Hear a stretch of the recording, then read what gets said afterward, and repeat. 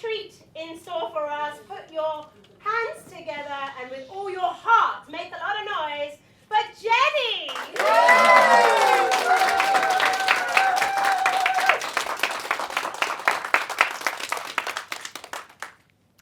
Have you ever felt that you got that ticket in life and it says destination, fantastic, health, happiness, family, joy, and then something happens in your life and it kicks your ass and suddenly you're at destination, suffering and sadness?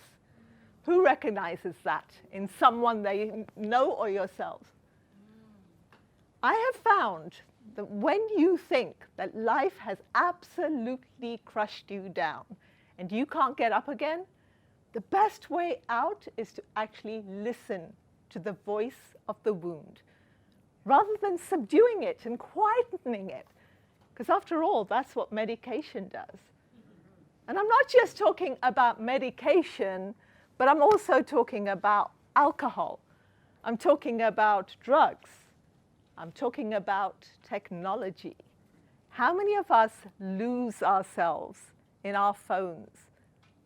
Yeah. Have you noticed that nobody talks about recovering from illness or suffering or sadness? Instead, what we talk about is that we're going to manage it. Have you noticed that? Yes. So why is it that we manage diabetes and we manage high blood pressure and we manage autoimmune diseases and we manage depression? Why is it that we're managing these things and we can't turn the time back? And the reason for that, my friends, in my very humble opinion, is that because we're not listening to the voice of the wound. We're just silencing it. Research shows us that we're actually sicker and sadder than ever before. And let me just take depression, for example. Do you know that in Singapore, the top reason for teenage deaths, guess what it is? Suicide. 300 million people around the world are struggling with anxiety and depression. We are medicated like crazy, but we're not getting better. So how do we recover? And the way we recover is to listen to the voice of the wound. So I want to take you to a time, November 2000.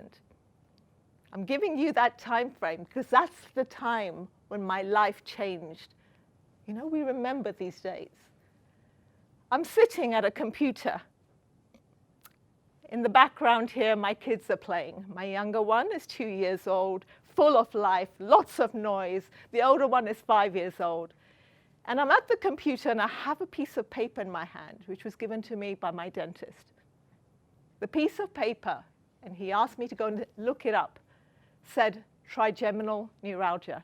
I'd never heard of trigeminal neuralgia, but I was like, okay. And he said, this is what I think you have.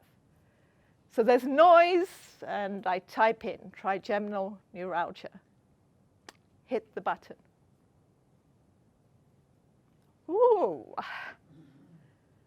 The first word out there, the suicide illness. The worst pain known to man. People can't operate. They don't function after a few years. Up to 50% of people, anecdotally, take their lives. I can't breathe. And I'm sitting there, and the noise of my kids just disappears because I'm looking at this screen, because in the last year, my life has imploded. In the last year, I've faced divorce. In the last year, I've lost all the money. In the last year, I gave up a job where I was earning tons of money to look after my kids, only for the rest of this to happen. So I felt like I had suffered every single loss. And now this, the suicide illness. So everything has been taken away from me. And I'm not only rock bottom, I am underneath the ground. I'm in a tunnel. And that's the point. You have to take decisions. So I started off, how do I manage this? How do I manage this? I took the drugs. I went through medication hell. I've been in meetings as a senior leader in my company where people are talking to me and I had no idea what they were saying, where I was typing in on a computer and thinking, God, that's a 3-letter word, and I don't know what they're saying. I don't know how to spell it.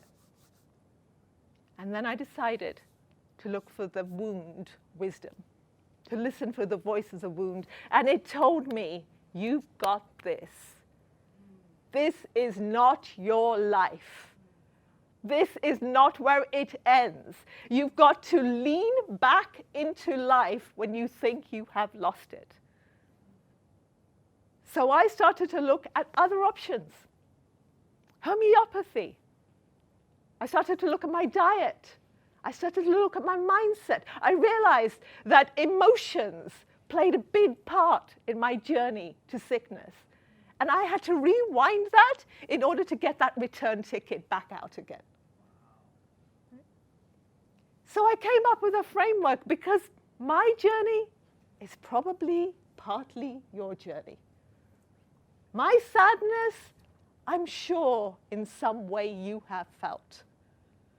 So what is the framework? It's all about leaning back into life, into your life force. And I'm going to share just one tip from that today. And that one tip is first face the sea. I was in India, in Goa, and I'm walking towards the beach. Beautiful summer's day. This is about 30 years ago.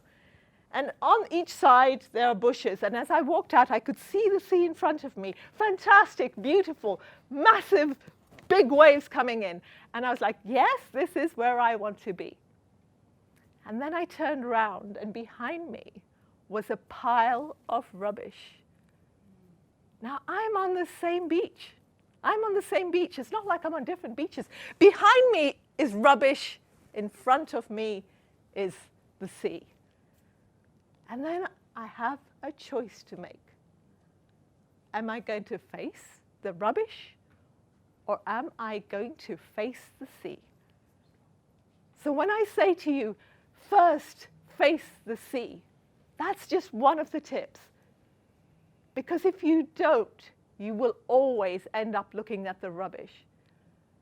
But if you want to thrive, and I promise you, each and every one of you, you can do this. Because if I've got it, and if I still have life, then why not you? And the first way to do that is to actually say, I'm going to unzip my pain. I'm going to open it up, unpack it, and then I'm going to deal with it and work from the wisdom of the wound. Thank you.